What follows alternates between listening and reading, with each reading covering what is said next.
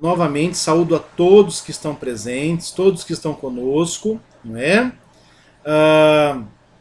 Queria então saudar aqueles que são da nossa igreja, aqueles que são nossos amigos, parentes, pessoas que se achegam ao Evangelho.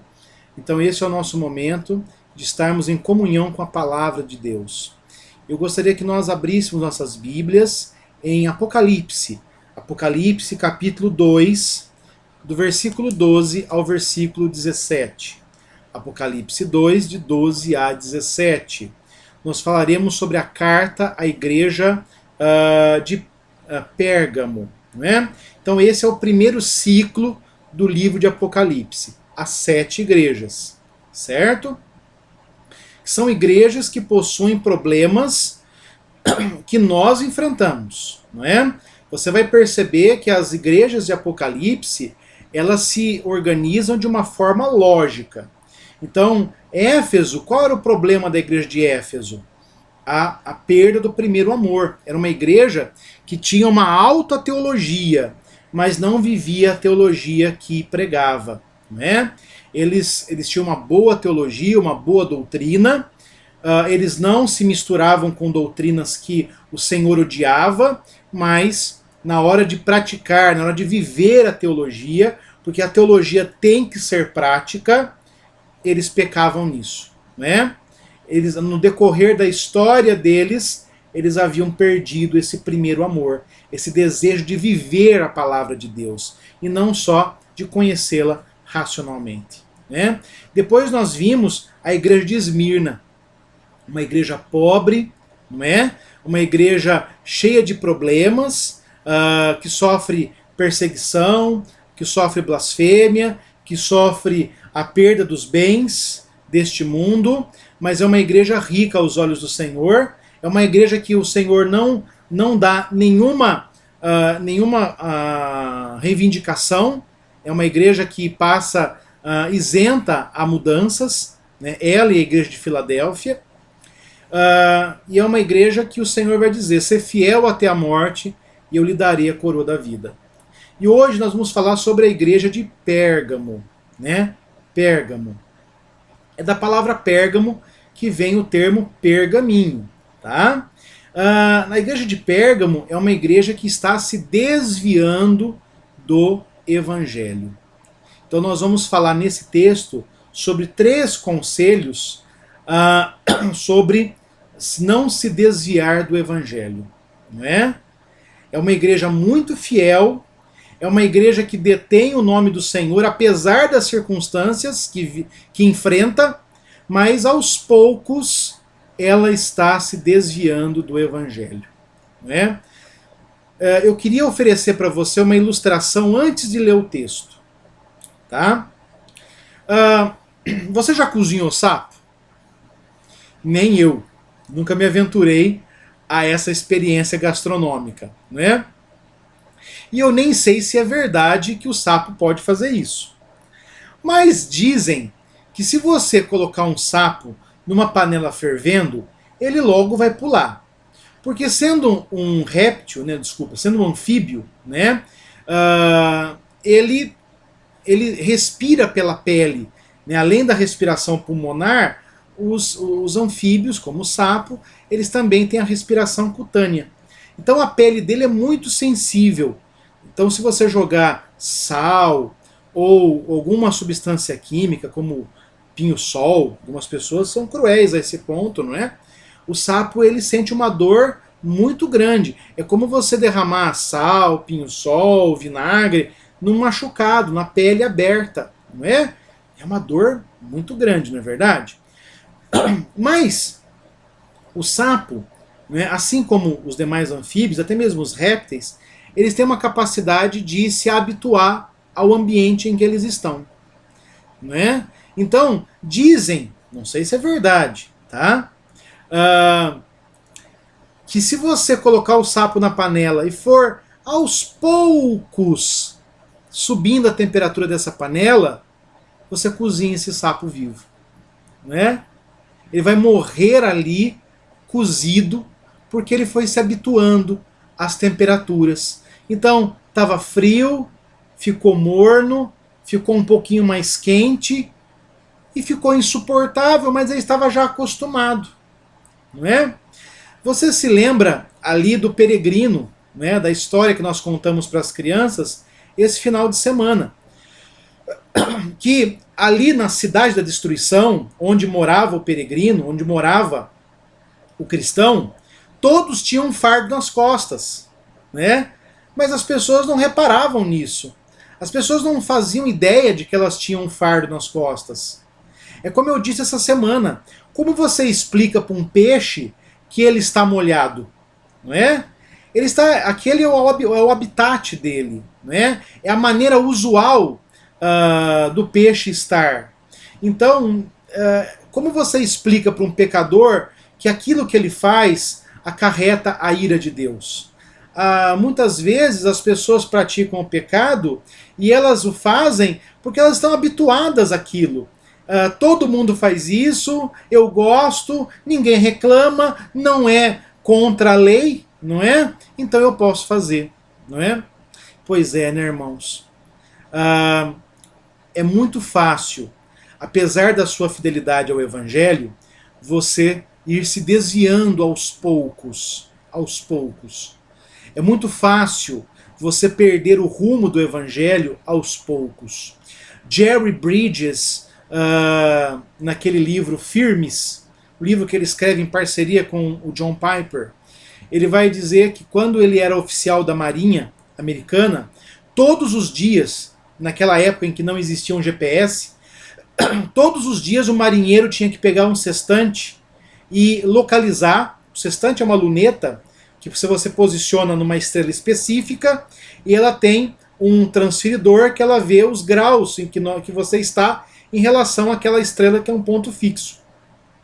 Então você consegue, por esse instrumento, né, náutico, estabelecer em qual rota você está. Então todo dia alguém tinha que pegar esse instrumento e verificar o quantos graus havia saído da rota. Todos os dias o navio saía alguns centímetros da rota que ele havia se disposto a ir. Se essa rota não fosse recalculada diariamente, haveria um momento em que esse navio se afastaria totalmente da rota que foi disposta. Assim também a vida cristã. A vida cristã também é da mesma forma. Todos os dias você deve corrigir a sua rota. E qual é o instrumento, não é? Qual é o sextante que vai nos ajudar a corrigir a nossa rota? A Bíblia Sagrada. Então todos os dias eu tenho que olhar a Bíblia e comparar a minha vida à palavra de Deus. Não é? A palavra de Deus. E só assim nós permaneceremos fiéis até a morte. Se na igreja de Esmirna o problema era continuar sendo fiel, eles estavam fiéis, eles eram fiéis e precisavam continuar assim. O problema da igreja de Pérgamo é que ela já foi mais fiel do que é hoje. Você já foi mais fiel do que é hoje? Você sente que às vezes você se distancia da rota? Então, ouça esse texto e vamos refletir sobre ele nas nossas vidas. Assim diz a palavra do Senhor. Ao anjo da igreja de Pérgamo escreve: essas coisas diz aquele que tem a espada afiada de 2 gumes. Conheço o lugar em que habitas, onde está o trono de Satanás, e que conservas o meu nome, que detém o meu nome, e não negastes a minha fé, ainda nos dias de Antipas, minha testemunha, meu fiel, o qual foi morto entre vós, onde Satanás habita. Tenho, todavia, contra ti algumas coisas, pois que tens aí os que sustentam, né, os que detêm a doutrina de Balaão, o qual ensinava a Balaque a armar ciladas diante dos filhos de Israel, para comerem coisas sacrificadas aos ídolos e praticarem a prostituição. Outro assim, também tu tens os que da mesma forma sustentam a doutrina dos nicolaítas. Portanto, arrepende-te, e se não, venho a ti sem demora, e contra eles pelejarei, com a espada da minha boca. Quem tem ouvidos, ouça o que o Espírito diz às igrejas. Ao que estiver vencendo, né, ao que vencer, ao vencedor, dar-lhe-ei o maná escondido, bem como lhe darei uma pedrinha branca, e sobre essa pedrinha escrito um nome novo, o qual ninguém conhece, exceto aquele que o recebe. Oremos ao Senhor. Eterno Deus e amado Pai, obrigado, Senhor, pela tua misericórdia. Obrigado, Senhor, porque todas as coisas estão seguras nas tuas mãos benditas. Dá-nos, Senhor, que entendamos essa noite como permaneceremos fiéis. Não basta sermos fiéis, nós precisamos continuar assim por toda a nossa vida. Então nos ajuda, Senhor, para que a espada da tua boca não venha pelejar contra nós. Para que não sejamos, Senhor, advertidos pelo Senhor por causa de nossa negligência.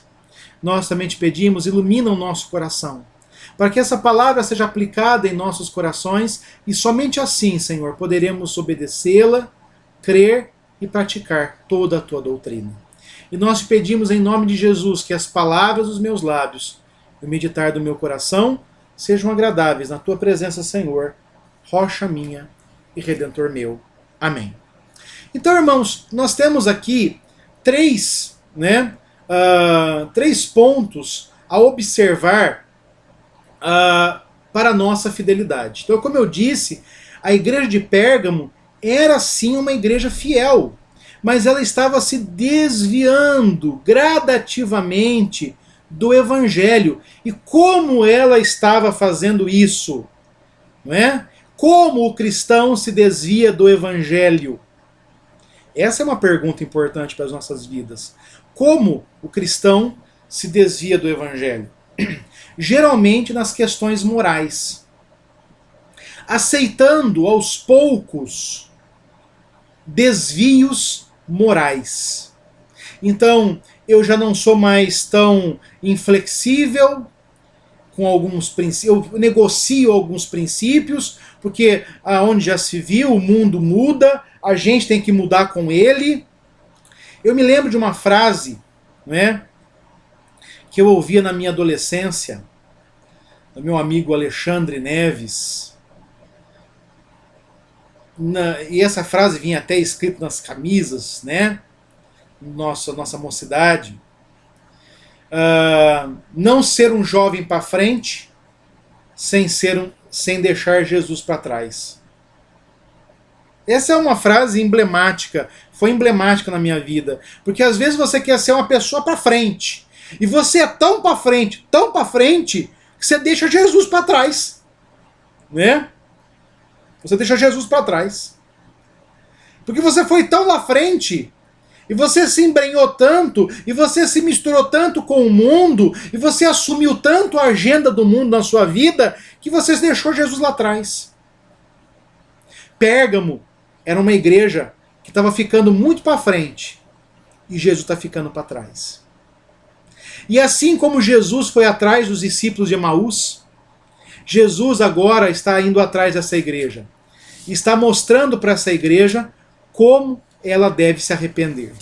Que ela tem que se arrepender, todos nós precisamos nos arrependermos, mas essa igreja precisa urgentemente voltar à sua comunhão. Se Éfeso tinha uma boa doutrina, uma boa teologia, mas não vivia a teologia, Pérgamo, ela tem uma boa vida. Ela vive o evangelho, ela é fiel ao evangelho, mas ele carece de uma doutrina. Éfeso e Pérgamo estão diametralmente em oposição. Por quê? Éfeso tem teologia, mas não tem vida. Tem doutrina, mas não tem vida. Pérgamo tem vida, mas não tem doutrina. Porque às vezes nós podemos entrar naquela questão o seguinte: olha, teologia não serve para nada. Olha a igreja de Éfeso. Ela colocou pessoas que se diziam apóstolos à prova e os reconheceu mentirosos, mas eles tinham perdido o primeiro amor. E o Senhor viria e retiraria deles o candeeiro, não é? Aquela igreja tinha uma boa teologia, mas estava morrendo. O que adianta a teologia? Tem que ter vida. Você já não viu gente falar assim? Tem que ter vida, tem que viver. Esse negócio de teologia é para os estudiosos, é para quem gosta de escrever livro. É coisa de gente que não tem o que fazer, né? E eu dou um outro exemplo para você. Pérgamo é o exemplo de uma igreja que tem vida, que é fiel no pior lugar do mundo, que conservou o nome de Jesus, mesmo quando uma pessoa morreu no meio dela. Mas ela não conseguia identificar as heresias. Faltava à igreja de Pérgamo uma boa teologia. Certo?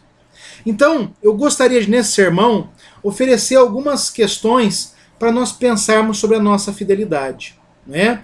Para nós não nos desviarmos por essa porta tão convidativa que são os desvios morais. Então, primeiramente, irmãos, nós temos que ter noção de que Jesus, que a palavra, né, que a palavra de Jesus é uma espada afiada. É uma espada afiada. Então aqui você vê no versículo 12, né, o anjo, a carta sendo endereçada ao anjo da igreja de Pérgamo. Pérgamo era uma cidade não era tão famosa quanto Éfeso e Esmirna, mas a cidade de Pérgamo era uma cidade muito fiel ao Império Romano. Tão fiel que o último rei de Pérgamo, que foi Átalo III, ele deixou em testamento essa igreja a Roma, né? Em 300. Era uma igreja extremamente fiel a Roma. Depois de Esmirna, Esmirna em 26 a.C., tinha um templo dedicado a Tertuliano, né?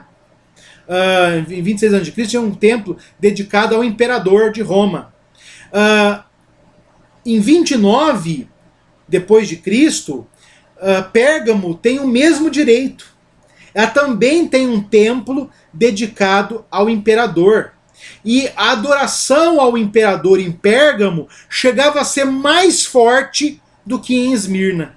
E você vê que tanto Pérgamo quanto Esmirna estão em situações muito parecidas, não é? Lembra que lá em Esmirna, pessoas da igreja seriam presas por causa da fé em Jesus? E você vê aqui em Pérgamo que eles estão conservando o nome de Jesus e uma pessoa já foi morta. Não é? Além do templo ao imperador, a deusa Roma, em Pérgamo você tinha o templo do deus Escalápio, que era o deus da medicina. Você tinha uma universidade de medicina ali em Pérgamo, né? E o símbolo, né, os deuses pagãos, eles tinham animais que os simbolizavam. Por exemplo, a coruja era o símbolo da deusa Atenas. Por isso, as ciências humanas, né, elas adotam nos seus emblemas a coruja, né? Porque além dessa questão mitológica, ela é um animal que que consegue virar o pescoço, né, 360 graus, né? É claro, se você não for aquela moça do exorcista, você não consegue fazer isso. Você quebra o pescoço. A coruja consegue ver, né, todos os lados e especialmente ela consegue enxergar no escuro. Né? Por isso que as humanidades, como a filosofia, o curso de letras e assim por diante, eles têm como uma das suas insígnias a coruja. Mas em si, ela sempre foi ligada à sabedoria porque ela representava a deusa Atenas. O animal que representava o deus Escalápio era a serpente. Por isso você vai encontrar nas ciências da medicina, então, na medicina, na fisioterapia, na odontologia, você vai encontrar uma serpente. A serpente na odontologia, por exemplo, ela está em volta de um dente de madeira, né? Você vai encontrar na medicina a serpente, na farmácia a serpente em torno de um cálice. Você vai encontrar, por exemplo, na fisioterapia a serpente em torno de um raio.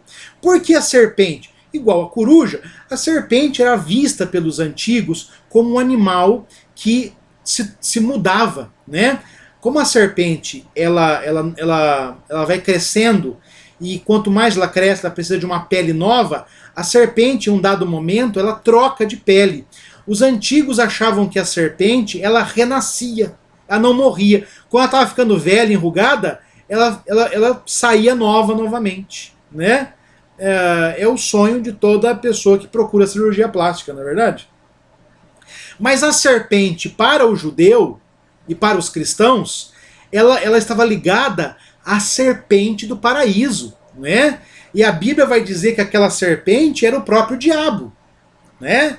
Era o próprio diabo. A serpente está ligada ao diabo, à tentação, né? Então, irmãos, ali havia esse templo de Escalápio, né? E o animal que era reverenciado nesse templo era a serpente, né?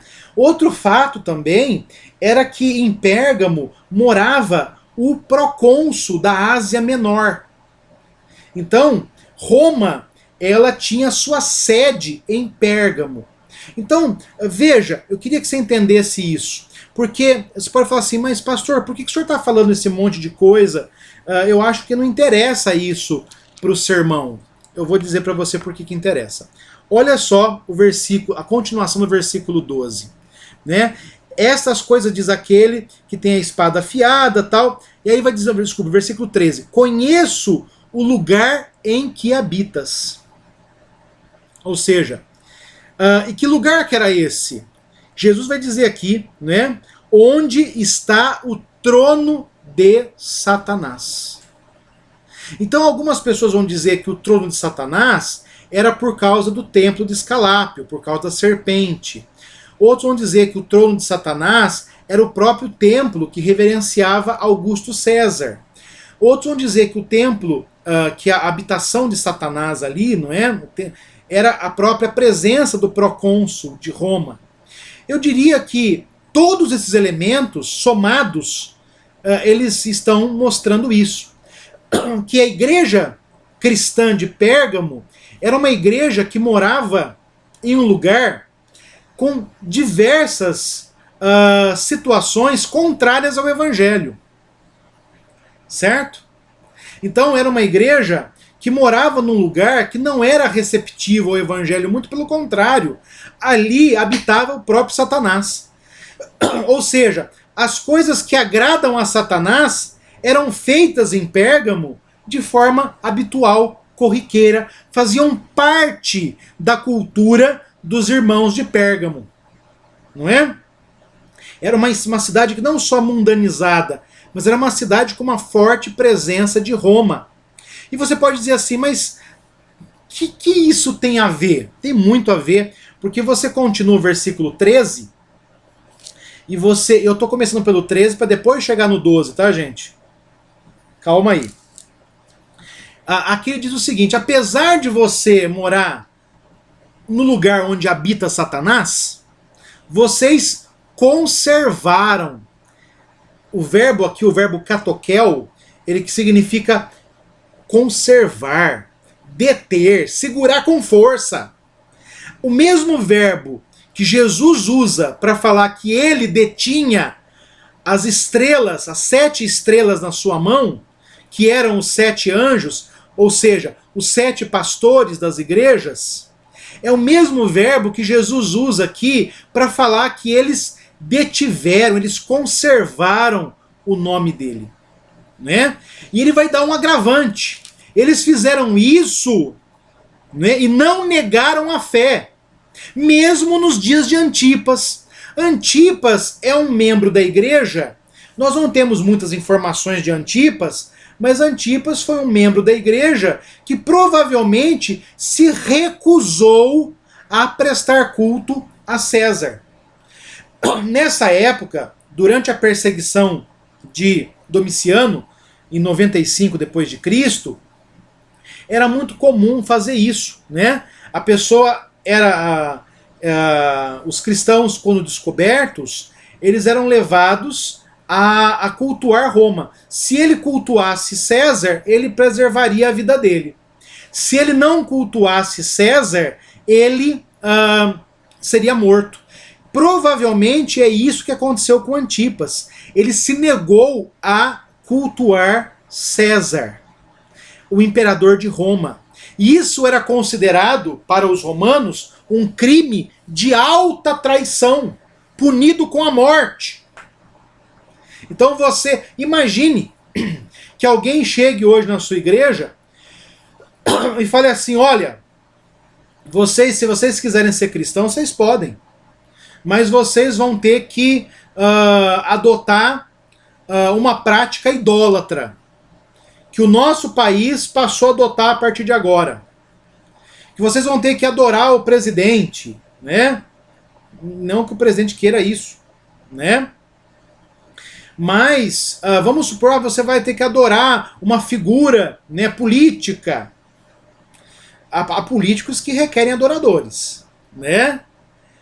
Isso acontece especialmente, irmãos, nos países comunistas. Os países comunistas, quando o comunismo se instalou ali na União Soviética, especialmente na Alemanha, em Berlim, né, na Alemanha Oriental, era muito comum as pessoas, quando chegavam na fase da adolescência, pense que a Alemanha é um país luterano, quando a pessoa chegava na adolescência, ela fazia a pública profissão de fé, que os luteranos chamam de crisma, tá? Os luteranos, como os católicos, chamam de crisma. Mas o que os luteranos fazem é a mesma coisa que nós fazemos. Eles ouvem a pública profissão de fé dos adolescentes.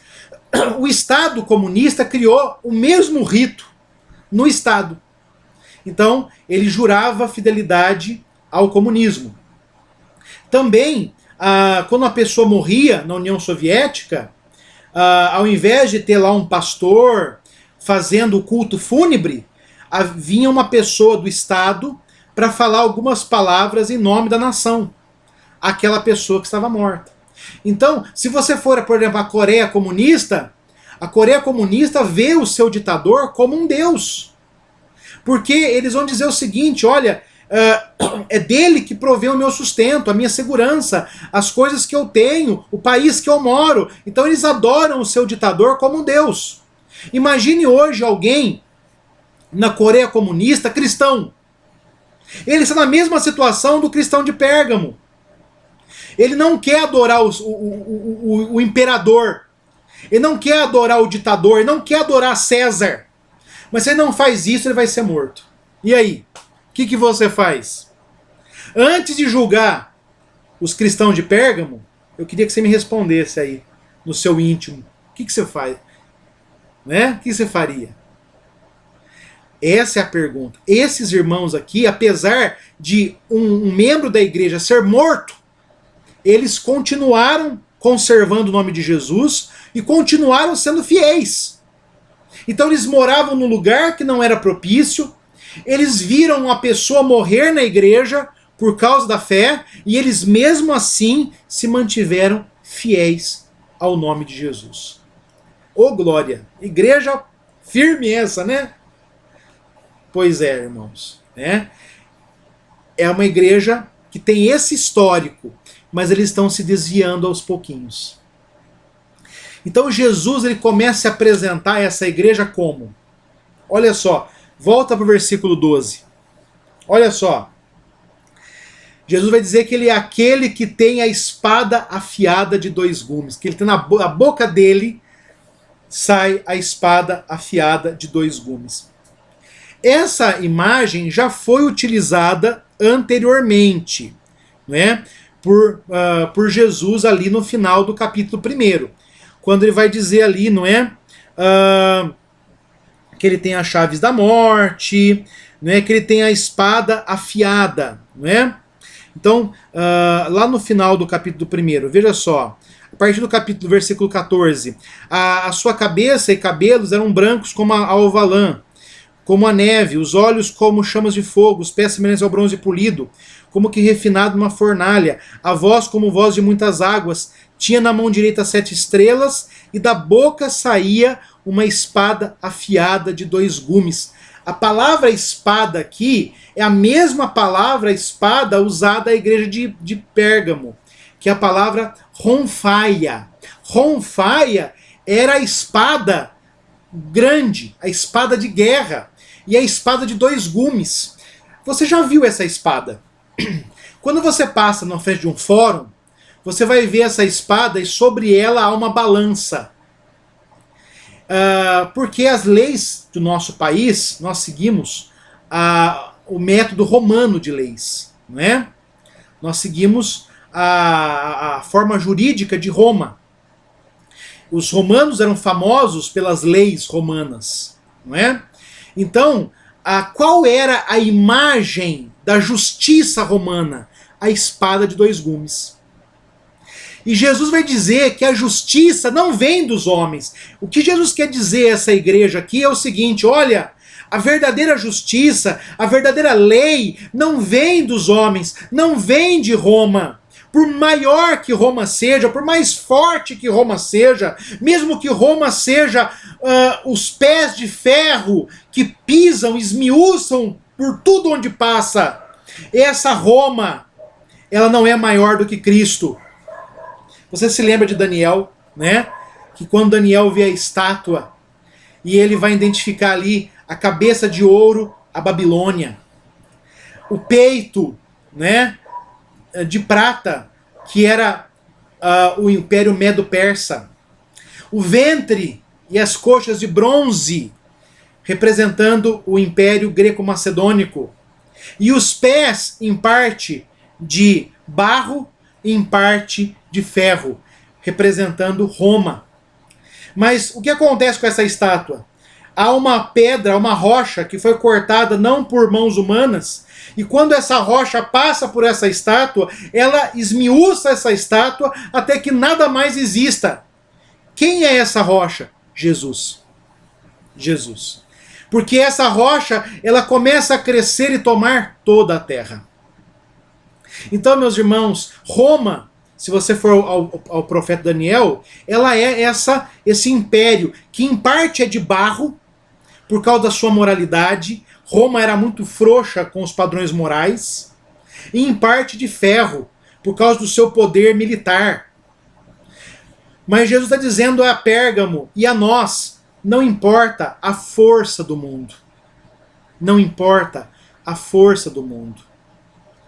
Da boca de Jesus vem uma espada mais poderosa que a espada de Roma. E que espada é essa? A Bíblia sempre foi comparada à espada.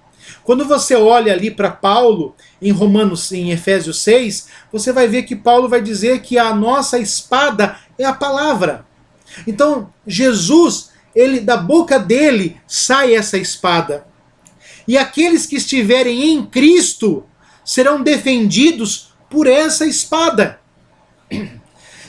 Então, o Senhor não nos abandonará, Ele continuará nos defendendo. Essa é a realidade em que nós vivemos, certo?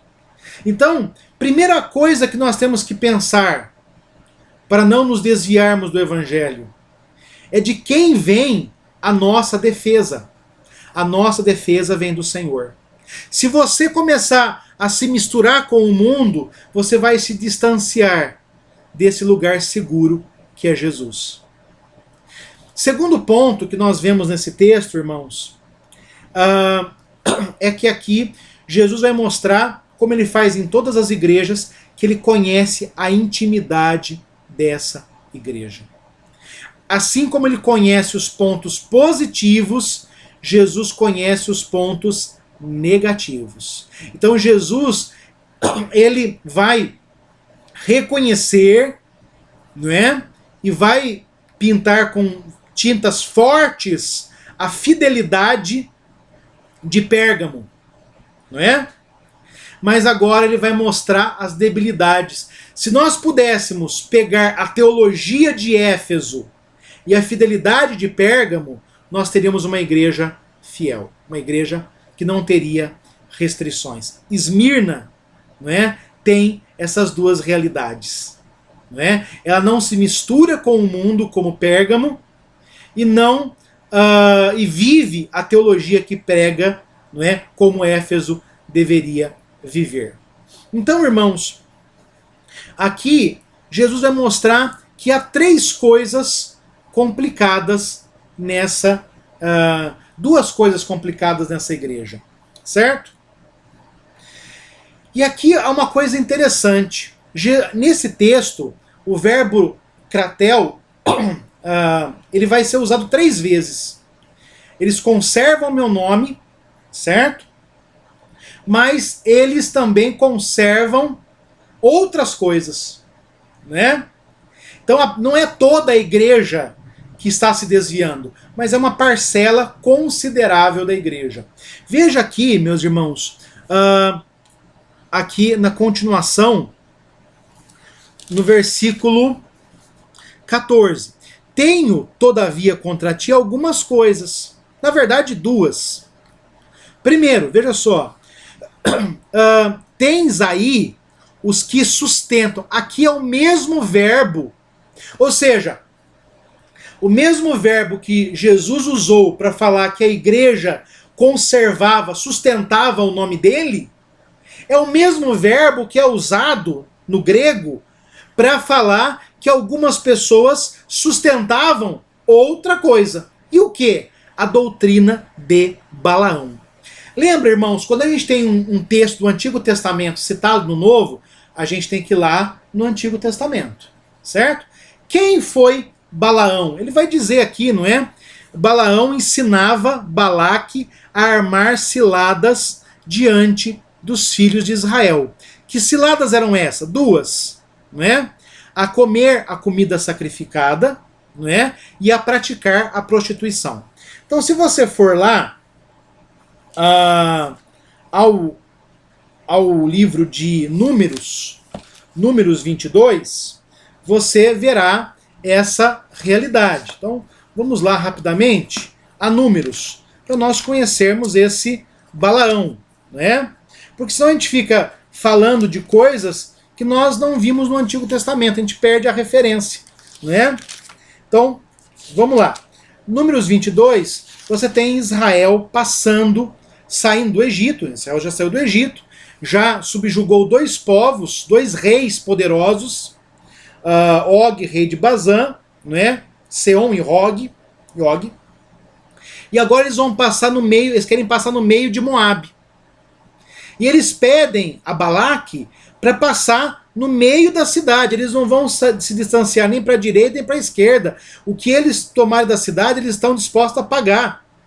Mas o rei Balaque já viu que outros 2 reis foram derrotar. Olha, Israel derrotou o Egito e Israel derrotou 2 reis poderosos. Quem me garante que esse povo vai passar aqui e não vai querer fazer o mesmo comigo? Então ele manda chamar um feiticeiro profissional, Balaão, né? E Balaão vai chegar ali, não é? Em Moabe, com a finalidade de amaldiçoar Israel. E qual é a ideia de Balaão? Que quanto mais ele visse onde Israel estava acampado, ele ia ver algo que era uma debilidade de Israel, ia apresentar isso a Deus, e Deus ia trazer a punição àquele povo. Mas quanto mais Balaão subia ao monte oferecendo sacrifícios a Deus, mais ele via o seguinte, que no centro de Israel estava o templo. E aí, Balaão vai chegar àquela conclusão que todos nós já sabemos, que sobre Israel não vale nem encanto, nem feitiçaria. Então o cristão não precisa ter medo, né, de a pessoa fez um trabalho para mim, não é? Então, a pessoa lançou um feitiço sobre minha vida. Não, meus irmãos, por quê? Porque essas coisas não pegam no cristão, porque o centro do cristão, Primeiro, porque os deuses do mundo não são nada, né? Só um Deus verdadeiro. As coisas que o mundo pratica não condizem com aquilo que o Senhor tem. E nós não precisamos ter medo dessas coisas porque o Senhor está no centro da nossa vida. Certo? Então você chega aqui, tendo se levantado, os príncipes moabitas foram a Balaque e disseram: Balaão recusou. Balaão não queria ir com os príncipes moabitas porque o Senhor havia vedado que ele ali fosse.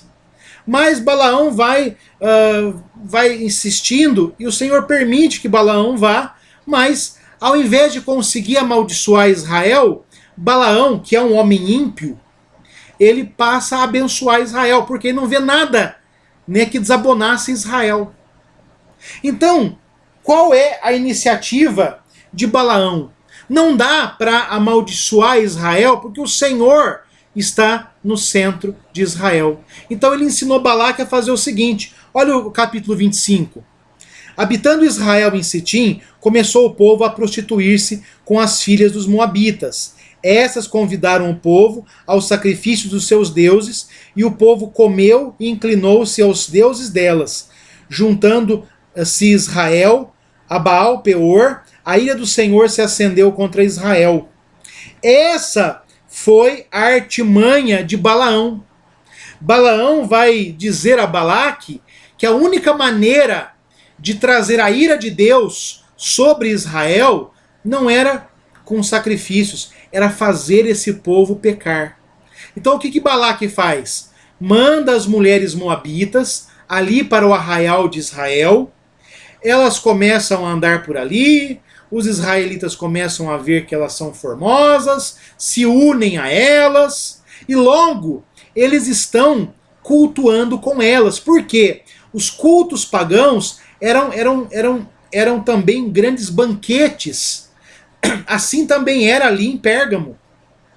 Os cultos pagãos, eles eram regados a muita bebida, porque os pagãos eles precisavam anestesiar a razão para produzir os cultos deles, não é? Então eles falavam coisas inconvenientes durante o culto. E é por isso que Paulo vai falar que no culto tem que ter decência e ordem, lá em 1 Coríntios 14. Então, os cultos pagãos eram regados a bebida, a muita comida, comida sacrificada aos ídolos, que dava a eles a pretensão de terem a força desses deuses, e a prostituição. Prostituição. Então, meus irmãos, essas mulheres começaram a levar os filhos de Israel para esse culto. E o pessoal queria qual culto? O culto do templo, onde se falava a palavra, onde se mandava viver em santidade, ou o culto das mulheres moabitas, que era regado de bebida, de música, de festa, a noite inteira, não é? Qual culto os israelitas iam querer, estavam preferindo? Aquele culto pagão.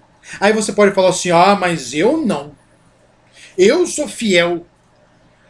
Meus irmãos, Salomão foi o homem mais sábio do Antigo Testamento. Certo? Na Bíblia, Salomão só não é mais sábio que Jesus. Né? Porque a rainha do sul vai se levantar contra aquela geração e vai dizer, vocês ouviram alguém que é maior que Salomão. Só que Salomão, ele teve muitas mulheres, se casou com mulheres pagãs, e no final da vida Salomão se perverteu ao culto delas. Então, meus irmãos, a doutrina de Balaão é o quê? É eu começar a buscar o mundo, a começar a me encantar com o mundo e achar que não é tão pecado assim. Não é tão pecado assim eu me embriagar. Afinal de contas, todo mundo faz isso. Todo mundo quem? Entendeu? Não é tão pecado eu mentir. Porque afinal, todo mundo faz isso. E eu digo, todo mundo quem? Não é tão pecado eu ter relações sexuais antes do casamento, afinal de contas, todo mundo faz isso. Todo mundo quem? Não é pecado eu ter um caso fora do casamento, afinal de contas, todo mundo faz isso. Eu digo, todo mundo quem? Você está vendo? Quem pratica essas coisas não está em Jesus. Paulo vai dizer que luz e trevas não podem estar em harmonia. Água e óleo não podem estar em harmonia. O cristão não pode estar em harmonia com o mundo. Isso é julgo desigual. E Paulo não usa esse texto só para casamento, ele usa esse texto para tudo. Então, meus irmãos, qual é o grande problema deles aqui? Eles estavam, então, a doutrina de Balaão era uma pedra de escândalo, é uma pedra de tropeço para essa igreja. Porque essa igreja está... Olha, eu sou tão fiel a Jesus, eu vou à igreja, olha, eu não esmoreci, nem mesmo quando Antipas foi morto, eu conservo o nome de Jesus, mesmo morando no lugar onde o Satanás habita. Então, se eu sou tão fiel assim, eu posso me dar o luxo, de vez em quando, de me embriagar, de me misturar com o mundo, de fazer as coisas que o mundo faz. Meus irmãos, é aquilo que Paulo diz em Romanos 6. Nós não somos mais escravos do pecado para termos que servir ao pecado. Você não vai poder entrar na ceia do Senhor, na presença do Senhor, com as vestes deste mundo. Nós só poderemos estar na presença do Senhor eternamente se estivermos revestidos das vestes de Cristo, lavados pelo sangue do Cordeiro. Não há outra maneira. Então, eu queria que você entendesse isso. O problema aqui não é comer a comida sacrificada dos ídolos, porque Paulo vai dizer isso lá em 1 Coríntios 8, que uma vez que você orou, não há mais problema algum. É aquela história, tal produto foi consagrado ao diabo, então nós não vamos comprar esse produto. Mas você orou por aquele produto? Você consagrou ele ao Senhor? Então pode comer à vontade. Você só não pode fazer isso e se escandalizar o seu irmão. Certo? Então, nós temos que ter essa realidade, certo? Nas nossas vidas. O problema aqui não era comer a carne sacrificada aos ídolos. O problema aqui era participar dos cultos pagãos. Então, esses crentes de Pérgamo, eles eram fiéis a Jesus, mas aos pouquinhos eles estavam se desviando de Jesus. Vou dar um exemplo. Ninguém vira um alcoólatra bebendo uma caixa de cerveja. As pessoas viram alcoólatras bebendo um gole. E de um gole vai para 2, de uma garrafa vai para 2, de 2 vai para 4, de 4 vai para 8, de 8 vai para 16, e aí são uma caixa, 2 caixas, 4 caixas, 8 caixas, e aí a pessoa está destruindo a família na bebida e ninguém vê mais nada. É como o sapo. Há um momento em que não dá mais para sair da panela. Há um momento que eu me habituei tanto ao pecado que eu não consigo mais sair. Então Jesus está dizendo o seguinte: arrependa-te. Arrependa-te. Então, segundo conselho desse texto, para você não se desviar do evangelho, arrependimento.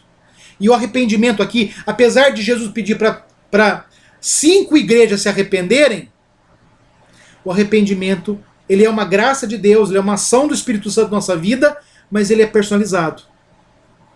Ele está dizendo o seguinte: você tem que se arrepender de seguir a doutrina de Balaão e a doutrina dos nicolaítas. Nós não sabemos muito bem ao certo quem eram os nicolaítas, mas Jesus está dizendo o seguinte, que essa doutrina é semelhante à doutrina de Balaão. Olha só. E praticarem a prostituição, também tu tens os que da mesma forma sustentam a doutrina dos nicolaítas. Ou seja, heresia pode ter roupas diferentes, mas todas elas desagradam a Deus. Então você já tinha pessoas na igreja que estavam, algumas, por si só, se misturando com o mundo, e você já tinha pessoas na igreja que estavam formalizadas, eles tinham até uma doutrina, a dos nicolaítas, que era um cristianismo mais flexível, mais relaxado. Então a ordem é: arrependa-te. Arrependa-te. Você não pode viver assim. Por quê? Porque se não, você vai falar assim: o que vai acontecer se eu não fizer isso? Jesus vai dizer o seguinte: lembra aquela espada que sai da minha boca? Se você não se arrepender, eu vou vir guerrear contra você. E eu queria fazer uma pergunta para você. Você quer a espada de Jesus para te defender ou contra você? Você está em qual lado da guerra? Nós vivemos de uma guerra. O mundo contra os cristãos. Você está em qual lado da guerra? Você é um soldado mundano, apaisana na igreja? Porque não existe soldados apaisando no mundo. Não existe soldados apaisando de Cristo no mundo. Então, irmãos, em qual lado está da guerra? Você está entre aqueles que estão debaixo da espada de Jesus, da palavra de Jesus, ou você está do lado daqueles que são confrontados por essa palavra? Isso é importante que você pense. Eu queria citar aqui um exemplo, que é o exemplo de Acabe. Né? Acabe, ele, há um momento ali, em que ele e o rei Josafá, eles estão se preparando para uma batalha, e os profetas de Acabe são todos profetas pagãos. Até mesmo aqueles que falam no nome do Senhor Jesus, no nome do Senhor, eles não são tão fiéis assim, não é? Então você tem ali profetas falando que a guerra ia ser boa, que eles iam vencer, não é? Então você vai lá para 1 Reis 22, você vê ali, né, os profetas possuídos de um espírito de mentira, eles estão enganando Acabe, não é? E até tem um deles que fez chifres, né? O profeta Zedequias, ele fez chifres e disse: olha, com esses chifres você vai escornear, né, a guerra, os nossos inimigos lá, né, de Gileade. E aí o rei Josafá diz assim: não tem nenhum profeta do Senhor? Não tem nenhum profeta que fale com fidelidade da palavra do Senhor? Aí Acabe vai dar o seguinte informação, lá no versículo 8 de 1 Reis 22. Respondeu o rei Acabe, né, a Josafá: há um ainda pelo qual se pode consultar o Senhor. Porque Jezabel, a mulher dele, estava perseguindo e matando os profetas do Senhor. Né? Mas havia um ainda que se poderia consultar o nome do Senhor. Porém, eu o aborreço, porque nunca profetiza de mim o que é bom, mas somente o que é mal. E este é Micaías. Com qual que é o problema de Acabe? Acabe, ele identificava o valor do profeta a partir daquilo que ele falava. Tem muita gente que procura igreja como Acabe.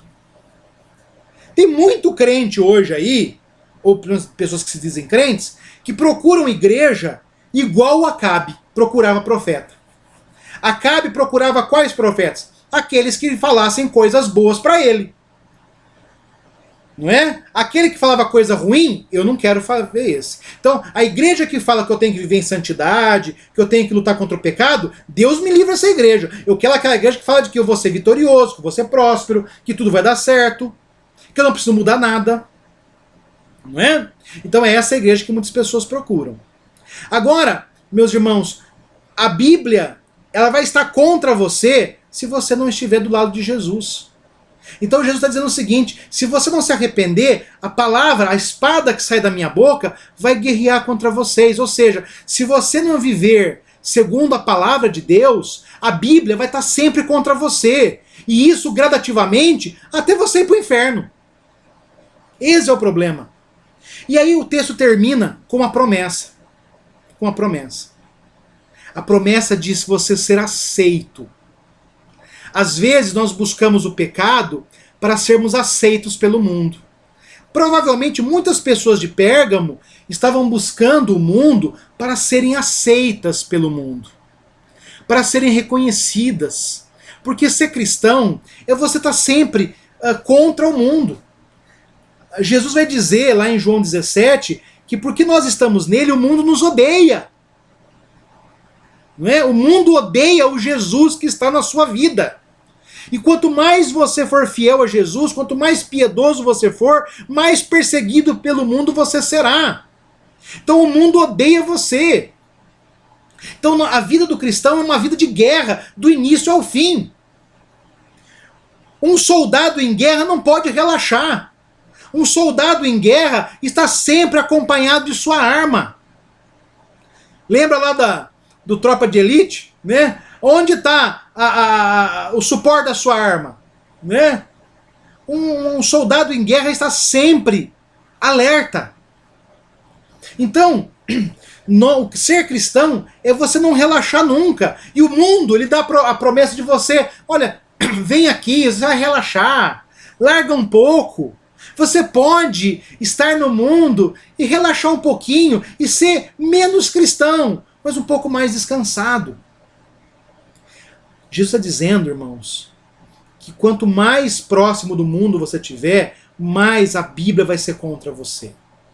E Jesus está dizendo uma coisa importante, né? Ele fala assim, olha, ouviu o que o Espírito diz às igrejas, né? Ao vencedor, você só vai vencer pela obediência. Você não vai vencer o mundo. Vencer o quê? O que a igreja de Pérgamo tinha que vencer aqui? Tinha que vencer esse oferecimento do mundo. A igreja de Pérgamo tinha que vencer o assédio do mundo para estar com Deus. E aqui a promessa de Jesus são duas promessas. Eu vou dar a você o maná escondido. Há muitas teorias, né? Há uma tradição judaica que diz que o profeta Jeremias escondeu a Arca da Aliança debaixo no Monte Sinai, onde havia uma porção do maná. E aqui é ter acesso à Arca da Aliança, não é? É ter acesso ao trono do Senhor, não é? Lembra que só os sacerdotes tinham o sumo sacerdote tinha acesso à arca. Outros vão dizer, não é, que aqui é o banquete celestial, é o reino dos céus.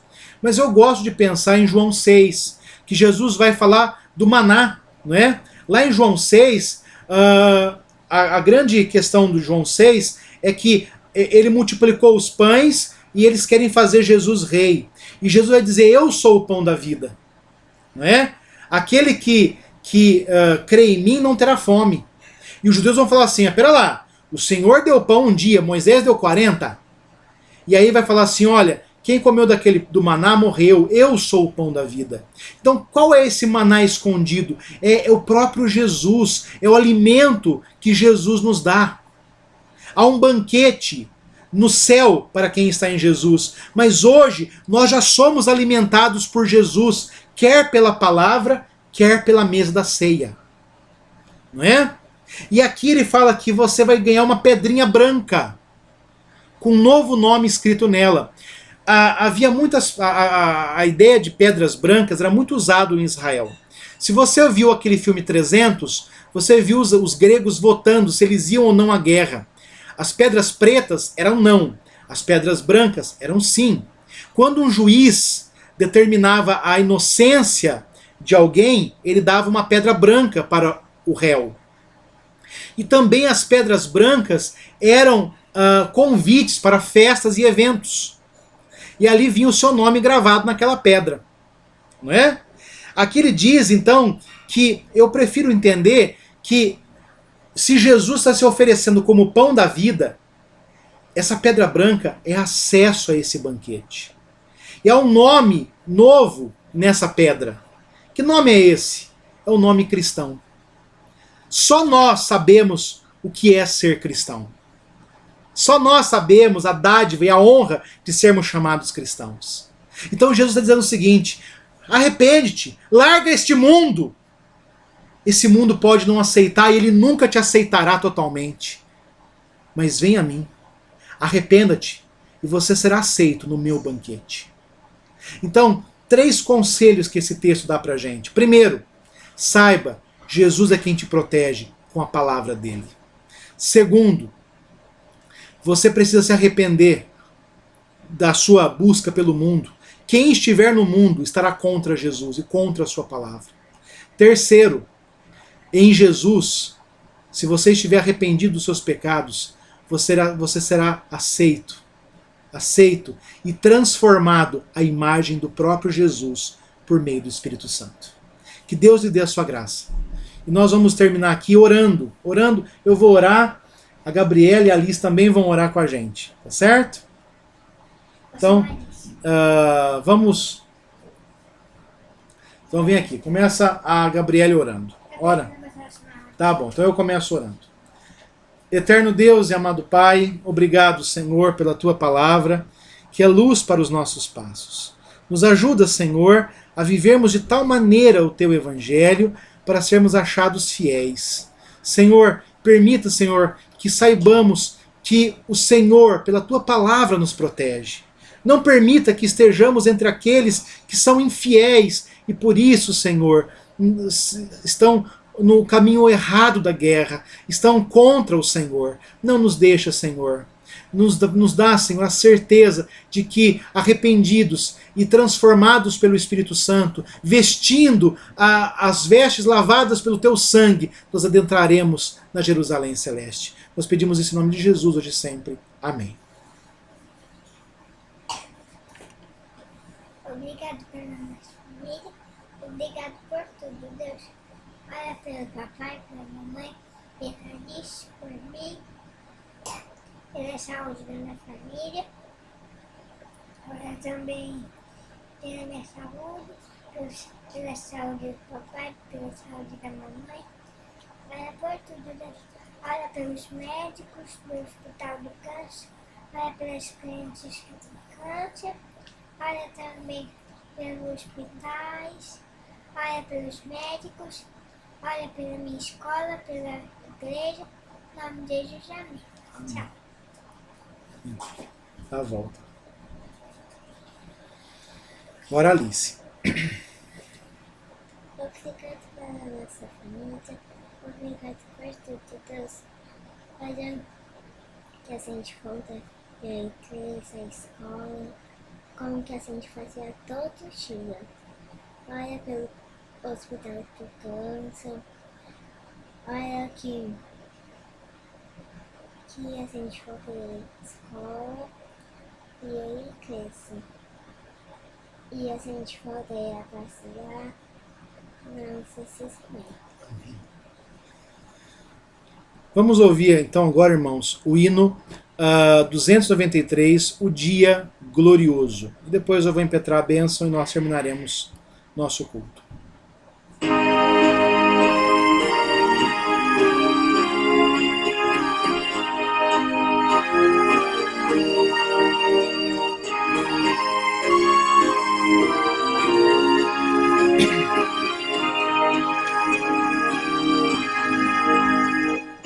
Ó cristãos, regozijai-vos, o Senhor não tardará. Já vem o glorioso dia em que Cristo voltará. Ó dia triunfal de Cristo quando lá do céu descer.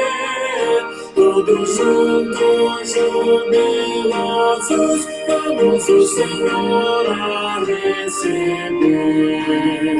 Vinde, ó cristãos, regozijai-vos, o Senhor não tardará.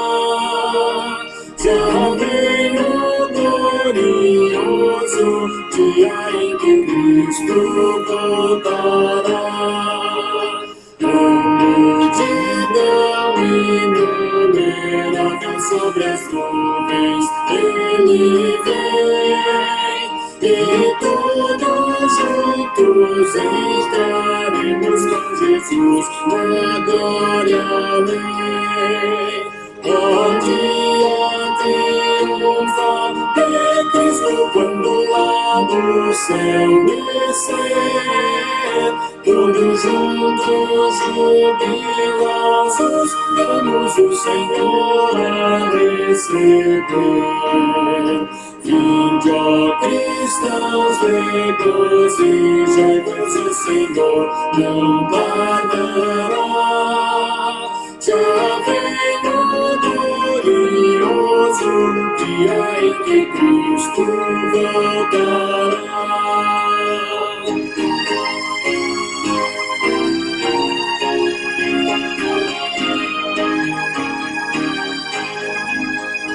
Então será glorificado Senhor, e o mundo inteiro admirará seu poder e seu amor. Onde a triunfal de Cristo quando lá do céu descer, todos juntos jubilosos vamos o Senhor a receber. Vinde, ó cristãos, regozijai-vos, o Senhor campanará.